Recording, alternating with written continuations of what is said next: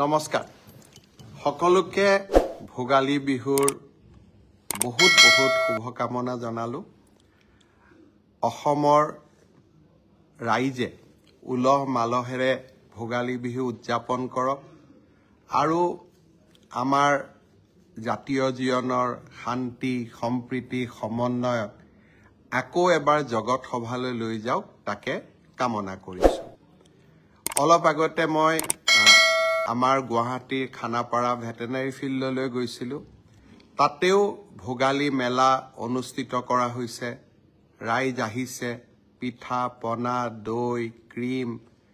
সকলোৱে আনন্দ উৎসাহেৰে ক্ৰয় কৰিছে যোৱাকালি মই ৰহাৰ আমনিশিলা গাঁৱতো গৈছিলো খুব সুন্দৰকৈ ৰাইজে তাতে ভেলাঘৰ সজাইছে আৰু শিল্পীয়ে কেনেকৈ বিহুৰ মাজেদিও দুষ্প্ৰাপ্য বা আমাৰ বন্য জীৱ জন্তুক সংৰক্ষণ কৰিব লাগে তাৰ বিষয়ে ভেলাঘৰৰ মাধ্যমেও মেছেজ দিবলৈ চেষ্টা কৰিছে যোৱাকালি আমনিশিলা গাঁৱত গৈ খুব ভাল লাগিলে ৰাইজক মই আকৌ এবাৰ বহুত ধন্যবাদ জনাইছো মই দুই এটা সৰু খবৰেদি আৰম্ভ কৰিব খুজিছো বহু দিনৰ পৰা মই কৈ আহিছিলো যে অসমক এটা আন্দোলন বিবৰ্জিত পৰিবেশ লাগে আমাৰ জাতিটো যি আমাৰ ইতিহাস আছে সেই ইতিহাসক আমি জগত সভালৈ লৈ যাব লাগে হত্যা হিংসা আন্দোলন আমাৰ জাতিটোৰ কেতিয়াও পৰিচয় নাছিলে যোৱা কেইটামান দশকত ক'ব নোৱাৰাকৈ এটা জাতীয় জীৱনত আমাৰ মাজত সোমাই পৰিছিল যে আমি আন্দোলন কৰিব লাগে আৰু আমাৰ মাজৰ প্ৰায় একাংশই হত্যা হিংসাটো নামি পৰিছিলে 2021 চনৰ পৰা আমি অসমত এটা পৰিবেশ নিৰ্মাণৰ কাৰণে চেষ্টা কৰিছিলো যাতে আমি অসমখনক পুৰণা অসমখন আকৌ এবাৰ ঘূৰাই পাওঁ শান্তি সম্প্ৰীতি ইজনৰ লগত সিজনৰ মিলা মিছা কটু বাক্য নহয় মিঠা মাত এক পুৰণি অসমখন যিখন অসম আমি কিতাপ কাগজত পঢ়িছিলো আৰু লাহে লাহে সঁচা অৰ্থত সেই পৰিবেশটোলৈ আমি ঘূৰিও আহিছো আৰু তাৰ কাৰণে এইবাৰ পৃথিৱীৰ আটাইতকৈ প্ৰভাৱশালী বাতৰি কাকত নিউয়ৰ্ক টাইমছে আমাক কি উপহাৰ দিলে নিউয়ৰ্ক টাইমছে তেওঁলোকে এইবাৰ প্ৰকাশ কৰিছে যে বিশ্বৰ 52টা ডেষ্টিনেশ্যনত 52টা পৰ্যটনস্থলীত এই বছৰ ৰাইজ যাব লাগে চাব লাগে আৰু এই 52টাৰ ভিতৰত তেখেতসকলে অসমক ৰাখিছে ৪ৰ্থ নম্বৰ এয়া কোনো ৰাষ্ট্ৰীয় বাতৰি কাকত নহয় এয়া কোনো আমাৰ দেশৰ ৰাজ্যৰ বাতৰি কাকতো নহয় কাৰ বাতৰি কোনে লিখিছে নিউয়ৰ্ক টাইমছে আৰু কি লিখিছে যে অসমত এই কাৰণে যাব লাগে কাৰণ তাত কাজিৰঙা আছে তাত মানস আছে এতিয়া কাজিৰঙা গড় হত্যাৰ কাৰণে চোৰাং চিকাৰীৰ কাৰণে জনপ্ৰিয় নহয় এতিয়া কাজিৰঙা এশিঙীয়া গড় আৰু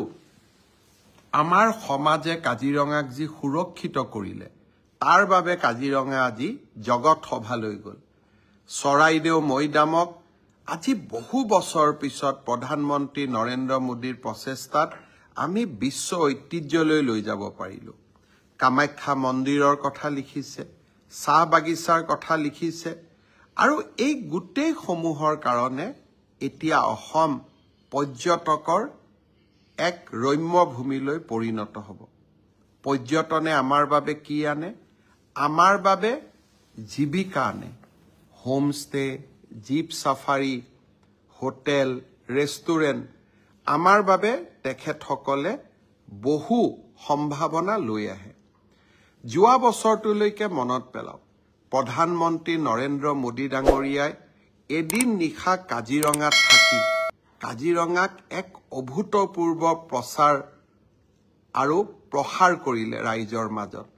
ভূটানৰ ৰজা আহিলে ভাৰতৰ ৰাষ্ট্ৰপতি আহিলে আৰু প্ৰতিটো ভ্ৰমণে কাজিৰঙাক জগত সভালৈ লৈ গ'ল আৰু আজি আমি তাৰ সুস্পষ্ট ফল দেখা পাইছোঁ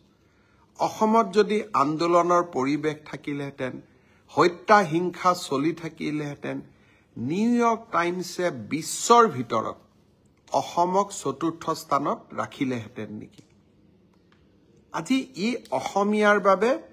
অনন্য সফলতা অসমীয়া ক্লাছিকেল লেংগুৱেজ বিহু জগত সভালৈ গ'ল চৰাইদেউ মৈদাম বিশ্ব ঐতিহ্যলৈ গ'ল আৰু এতিয়া বিশ্বৰ ভিতৰতে চতুৰ্থ টুৰিষ্ট ডেষ্টিনেশ্যন হিচাপে নিউয়ৰ্ক টাইমছে অসমক স্বীকৃতি দিলে মই অসমবাসী ৰাইজক বহুত বহুত অভিনন্দন জনাইছোঁ এইবাৰ বহুত পৰ্যটক অসমলৈ আহিব অসমীয়াৰ অতিথি পৰায়ণতা অসমৰ সংস্কৃতি আৰু অসমৰ সমস্ত জাতীয় সম্পদসমূহ আমি পৰ্যটকসকলক দেখুৱাম আৰু অসমক আমি জগত সভালৈ লৈ যাম শ্ৰদ্ধাৰ ৰাইজ টাটাৰ ছেমিকণ্ডাক্টৰৰ পিছত এইবাৰ আমি অসমখনক আৰু এটা নতুন পৰ্যায়লৈ লৈ যাব খুজিছোঁ এডভান্টেজ আছাম দ্বিতীয় অসমত বিনিয়োগ হওক অসমৰ ইনফ্ৰাষ্ট্ৰাকচাৰ বাঢ়ক ইনভেষ্টমেণ্ট আৰু ইনফ্ৰাষ্ট্ৰাকচাৰ সামিট যোৱা এটা মাহত মই ভূটানলৈ গৈছিলোঁ মুম্বাইলৈকে গৈছোঁ দিল্লীলৈকে গৈছোঁ অসমৰ মুখ্যমন্ত্ৰী ৩৭খন ৰাষ্ট্ৰৰ ৰাষ্ট্ৰদূতে আহি সাক্ষাৎ কৰিছে এয়া মোৰ সাফল্য নহয় অসমৰ কোনো মুখ্যমন্ত্ৰীক UAEৰ এম্বেছাডৰ UKৰ এম্বেছাডৰ ফ্ৰান্সৰ এম্বেছাডৰ ইটালীৰ এম্বেছাডৰ জাপানৰ এম্বেছাডৰ ছিংগাপুৰৰ এম্বেছাডৰ আহি সাক্ষাৎ কৰাই নহয় ঘণ্টা ঘণ্টা সময় ধৰি অসমৰ বিষয়ে আলোচনা কৰিছে আনন্দ মহিন্দ্ৰ টাটা কোম্পানীৰ অধ্যক্ষ SR কোম্পানীৰ অধ্যক্ষ মুম্বাইৰ সকলো উদ্যোগপতি মোক সাক্ষাৎ কৰিবলৈ আহিছিল অসমৰ বিষয়ে জানিবলৈ আগ্ৰহ প্ৰকাশ কৰিছিল অসমৰ ৰাজনীতিত মই 25টা বছৰ পাৰ কৰিলোঁ অসমৰ মুখ্যমন্ত্ৰীয়ে বা ৰাজ্য চৰকাৰে ইমান গুৰুত্ব পোৱা আগতে মই কেতিয়াও দেখা নাছিলোঁ যোৱা দুদিন ধৰি আমাৰ মন্ত্ৰী কেশৱ মহন্ত থাইলেণ্ডত আছে থাইলেণ্ডতো থাইলেণ্ডৰ মন্ত্ৰীসকলে অসমৰ মন্ত্ৰীক সাক্ষাৎ কৰিছে অসমৰ বিষয়ে জানিবলৈ চেষ্টা কৰিছে অহা 25 আৰু 26 ফেব্ৰুৱাৰীত অসমত ইনফ্ৰাষ্ট্ৰাকচাৰ অৰ্থাৎ ৰেল ৰাস্তা দলং এই ইনফ্ৰাষ্ট্ৰাকচাৰ আৰু অসমত নতুনকৈ বিনিয়োগ হওক অসমীয়া ডেকা ল'ৰা ছোৱালীবোৰ আমাৰ ৰাজ্যখনলৈ কাম কৰিবলৈ উভতি আহক তাৰ এক নতুন প্ৰচেষ্টা আমি আৰম্ভ কৰিছোঁ আৰু অহা এটা মাহ এডভান্টেজ আছাম 2.0 ইয়াক ভাল কৰি হওক তাৰ বাবে আমি সকলো ব্যস্ত থাকিম দেশ বিদেশৰ উদ্যোগপতিসকলক গুৱাহাটীলৈ আনিম আৰু অসমত বিনিয়োগ কৰাৰ বাবে আমি অনুপ্ৰেৰণা যোগাম আকৌ এবাৰ জগত সভালৈ অসম যাওক তাৰ কাৰণে আৰু এবাৰ আমি প্ৰচেষ্টা চলাম কংগ্ৰেছৰ এজন সংসদে কৈছে যে ইয়াত মেলা হ'ব বিনিয়োগ নাহে মই সংসদগৰাকীক অনুৰোধ কৰিম গুৱাহাটীৰ পৰা জাগিৰোডলৈ যাওক কি ধৰণে 30,000 কোটি টকাৰ উদ্যোগ দিনে ৰাতিয়ে এখন্তেক জিৰণি নোলোৱাকৈ 1500 শ্ৰমিকে কাম কৰি আছে 2025 চনত মেড ইন অসমৰ চিপছ আমেৰিকাৰ গাড়ী কম্পিউটাৰত ব্যৱহাৰ হ'ব আৰু এয়া আৰম্ভণি 25-26 ফেব্ৰুৱাৰীত আমি আৰু বহুতো ভাল খবৰ শুনিবলৈ পাম কিছুমানে অসমখনক লৈ সপোন দেখিব নোখোজে মই অসমক লৈ সপোন দেখিব খোজো অসমে আকাশ চুব মই তাক বিশ্বাস কৰোঁ আৰু সেই কাৰণে সপোনৰ পম খেদি থাকো আৰু যেতিয়ালৈকে সপোনবোৰ সিদ্ধিত পৰিণত নহয় তেতিয়ালৈকে কৰবাত যেন আৰু কিবা অলপ বেছিকৈ কৰোঁ, আৰু অলপ কৰবাত কষ্ট বেছিকৈ কৰোঁ, পৰিশ্ৰম বেছিকৈ কৰোঁ, সপোনবোৰ সিদ্ধি হওক, সেই কল্পনা, সেই আশা বুকুত লৈ আমি সকলো জীয়াই থাকোঁ। মই বিশ্বাস কৰোঁ কংগ্ৰেছৰ সাংসদ বা আনসকলৰ নিৰাশাৰ বিপৰীতে আমি অসমখনক একেলগে লগ হৈ আমি আশাৰ সৰগ ভূমিলৈ ৰূপান্তৰ কৰিম। আৰু মই বিশ্বাস কৰোঁ আমাৰ অসমৰ যুৱ প্ৰজন্মই অসমখনক আশা আকাংক্ষাৰ এক সপোন ভূমিলৈ ৰূপান্তৰ কৰিব। আৰু যুৱ প্ৰজন্মৰ আশাক আমি এনেকৈয়ে আগবঢ়াই লৈ যাম। আজি অসমৰ যুৱ প্ৰজন্মই নতুন অসমৰ সপোন দেখিছে। কেইদিনমান আগত মাত্ৰ এডিআৰই পৰীক্ষা হৈ গৈছিলে। ৰিজাল্ট দিব ফেব্ৰুৱাৰীৰ শেষ সপ্তাহত নহলে মাৰ্চৰ প্ৰথম সপ্তাহত। শিক্ষক নিযুক্তিৰ প্ৰক্ৰিয়া চলি আছে। ৫,৫০০ শিক্ষক নিযুক্তিৰ প্ৰক্ৰিয়া চলি আছে। কিন্তু মই থমকি ৰোৱা নাই। ৫,৫০০ নিযুক্তিৰ প্ৰক্ৰিয়া চলি থকাৰ সময়তে নতুনকৈ আকৌ ৪,৫০০ পদৰ আমি বিজ্ঞাপন দিলোঁ। এটা এডিআৰই পৰীক্ষাৰ ফলাফল দিম আৰু লগে লগে নতুন পদৰো আমি বিজ্ঞাপন মুকলি কৰি দিম। আশা স্তব্ধ হ'ব নোৱাৰে। আমাৰ সপোনবিলাকক আমি পম খেদি থাকিম। আৰু যিসকলে চৰকাৰী কৰ্মসংস্থাপন নাপাব তেওঁলোকৰ কাৰণে মুখ্যমন্ত্ৰীৰ আত্মনিৰ্ভৰ অসম, ছেমি কণ্ডাক্টৰৰ দৰে অজস্ৰ উদ্যোগ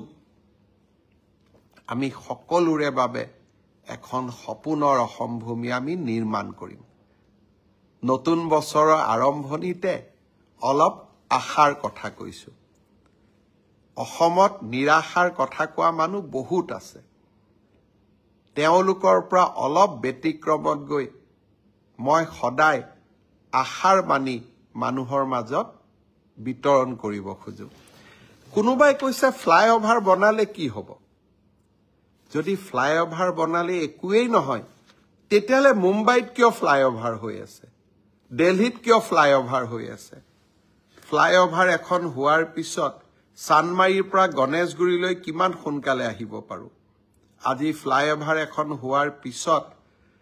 আমি বিমানকোঠলৈ যাওঁতে আমাক কিমান সময় লাগে। আৰু ফ্লাইঅভাৰখন হোৱাৰ কাৰণে মালিগাঁও চাৰিআলিৰ যান জঁটৰ পৰা ৰাইজ মুক্ত হোৱা নাই নেকি? আৰু ফ্লাইঅভাৰ অকল গুৱাহাটীতে বনা নাই। তেজপুৰৰ মিছন চাৰিআলিৰ পৰা, লখিমপুৰৰ পৰা, ডিব্ৰুগড়ৰ পৰা যোৰহাটলৈ, যোৰহাটৰ পৰা ডিফুলৈ এখন নতুন অসম। যিসকলে কল্পনাও কৰা নাছিল যে কৰি দিব পাৰিব জানো, আমি কৰি দেখুৱাইছোঁ। আৰু তাৰ কাৰণে তেওঁলোক আজি হতাশাত আবদ্ধ। জুলাই মাহত গুৱাহাটীৰ বিমানকোঠৰ নতুন টাৰ্মিনেল মুকলি হ'ব। আৰু এই টাৰ্মিনেল ভাৰতৰ ভিতৰতেই ধুনীয়া টাৰ্মিনেল হ'ব। গুৱাহাটী, উত্তৰ গুৱাহাটীৰ দলং শুভ উদ্বোধন হ'ব। আৰু তাৰ লগতেই মৰিগাঁও দলঙৰ মাজত, দৰঙৰ মাজত দলং হ'ব। কাজিৰঙাত এলিভেটেড কৰিডৰ হ'ব। গহপুৰ, নুমলীগড়ৰ মাজত সুৰংগ হ'ব। আৰু শিলচৰ আৰু গুৱাহাটীৰ মাজত এক্সপ্ৰেছ হাইৱে হ'ব। আৰু এই গোটেইবোৰ কাম আমি কৰি দেখুৱাম। আপোনালোকে মাত্ৰ আমাক সহায় কৰিব। শ্ৰদ্ধাৰ ৰাইজ, ৰাস্তাৰ কথা পাতিছিলোঁ। ৰাস্তাৰ কথা পাতি থাকোঁতে মোৰ মনত এটা নতুন আইডিয়া আহে। ৰাস্তাত যে আমি গাঁতবিলাক দেখা পাওঁ, এই গাঁতবিলাক যদি আপোনালোকে ফটো মাৰি এটা এপত দিয়ে, PWD ডিপাৰ্টমেণ্টে সেই এপটো চাই আৰু লগে লগে গাঁতবোৰ মাৰি দিয়ে, কিমান ধুনীয়া লাগিব। তেনেকুৱা এটা আমি এপ খুলিব পাৰোঁ নেকি? সমগ্ৰ ৰাজ্যখনত নহ'লেও গুৱাহাটী, তেজপুৰ, যোৰহাট, ডিব্ৰুগড়, শিলচৰ এই 5খন চহৰত বাবে আৰম্ভণি পৰ্যায়ত আমি এটা এপ খুলিম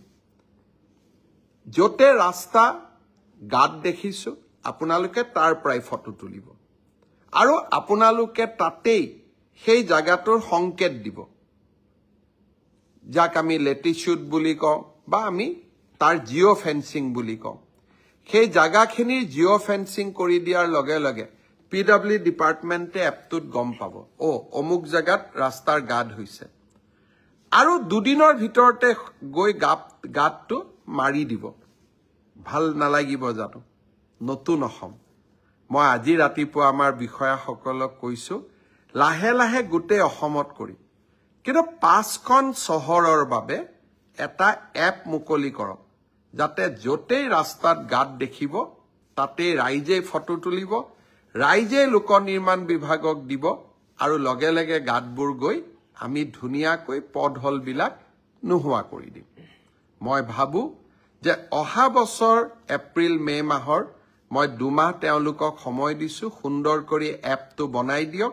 আৰু এদিন আমি সকলোৱে লগ হৈ এই এপটো লঞ্চ কৰিম শ্ৰদ্ধাৰ অসমবাসী ৰাইজ ৰাস্তাৰ কথা ওলাওতে মনলৈ ৰোড এক্সিডেণ্টৰ কথা মনলৈ আহে যোৱা বছৰ 1-1-2024 পৰা 10-1-2024 লৈ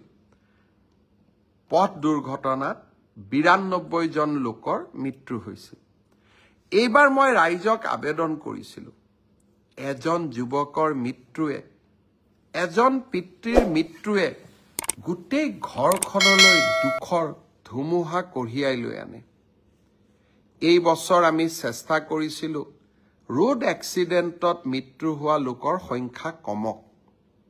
আৰু মই আজি আপোনালোকক জনাব খুজিছো যে 1-1-2024 পৰা 10 তাৰিখলৈকে অৰ্থাৎ 1 জানুৱাৰীৰ পৰা 10 তাৰিখলৈকে 24 চনত যোৱা বছৰ 92 জন লোকৰ মৃত্যু হৈছিল আৰু যোৱা 10টা দিনত 2025ত মৃত্যুৰ সংখ্যা 76লৈ কমিছে কিন্তু মই ভাবো এজন লোকৰো মৃত্যু হ'ব নালাগে অনুগ্ৰহ কৰি মদ খাই কোনেও গাড়ী নচলাব মই আকৌ এবাৰ অনুৰোধ কৰিছো উৰুকাৰ প্ৰাক্ষণত আপোনালোকলৈ বিনম্ৰতাৰে সৈতে এই অনুৰোধ থাকিল উমৰাংচুৰ ঘটনাই আমাক সকলোকে দুখিত কৰিছে